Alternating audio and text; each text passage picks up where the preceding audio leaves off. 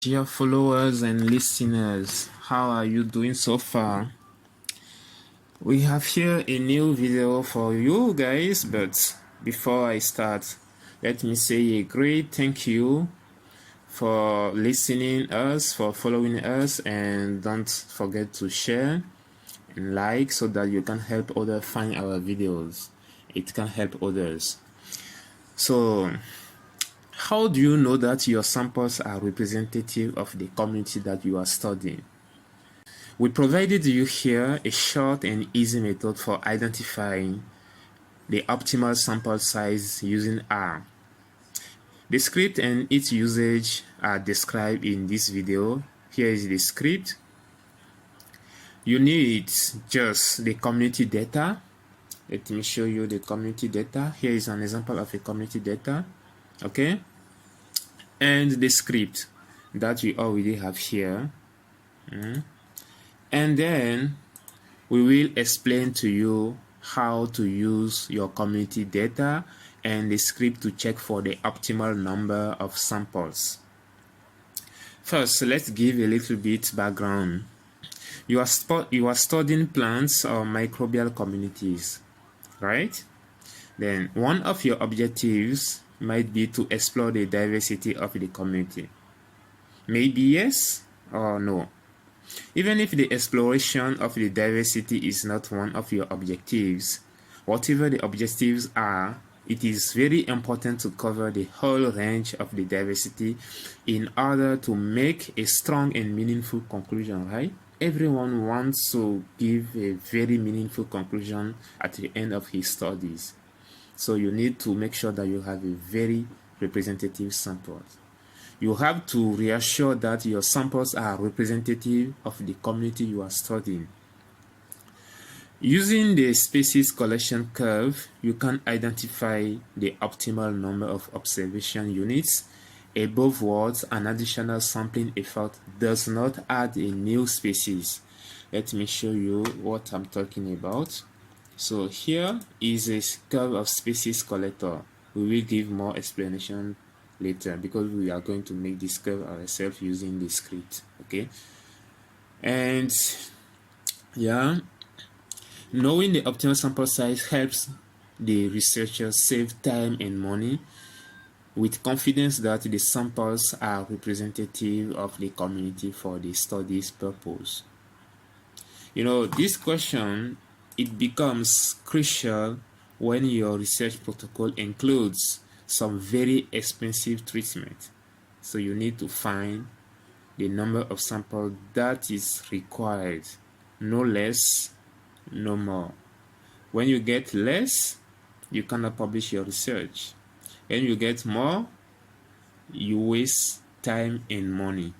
So be sustainable, right? So what we are giving you here help you make a good decision. Do not hesitate to email us or leave a comment in case you have some questions. So first, you got the script here, and this is a comment line which is telling you that you have to set your work directory. So you just replace this highlighted word by the path of your directory. And me, I already set my directory, so I will not ruin this line. That's why I put a comment marker here. So I will show you my directory. My directory is this, okay, and then it corresponds to this folder.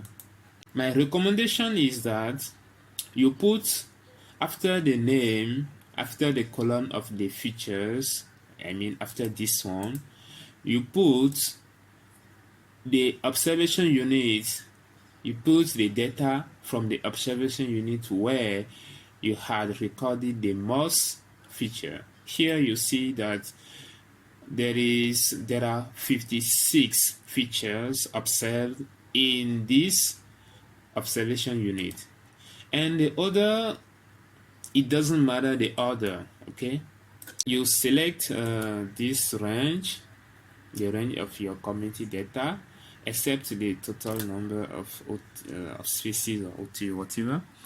And then you select, like I made the selection by doing Control C, or just by right click and making a copy, right click and copy like this, and then it shows you the range of data that is copied into the memory. Then you go back to your R, okay, and you select the range of, you select your script, the entire script, now to be running one by one, and you can run by clicking here or by using your keyboard combination. Once it's run, you see there is one line that asks R to show you the data created, and here is the created data. Okay, let me open it in Excel. This was the observation unit with the highest number of species. So initially, I suppose that I have 56 species. So the total is 56. Then the program starts moving from observation unit to observation unit and withdrawing the species that were already observed, and then identify how many new species have been observed when it moves from unit to unit. So for this unit, you have 7 new species. The total is 63. This one says the total is 69.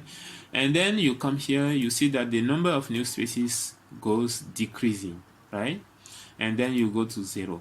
It means that in this observation unit, we couldn't observe any new species that we haven't had observed yet. Then you realize that any additional sampling effort might not bring any new species. But to be sure, don't stop at 0. You can add, you can add 3 more samples to see if it will remain 0. If it remains 0, it means that your samples are then representative for the community that you are studying. And using this table, you can just build this species collection curve.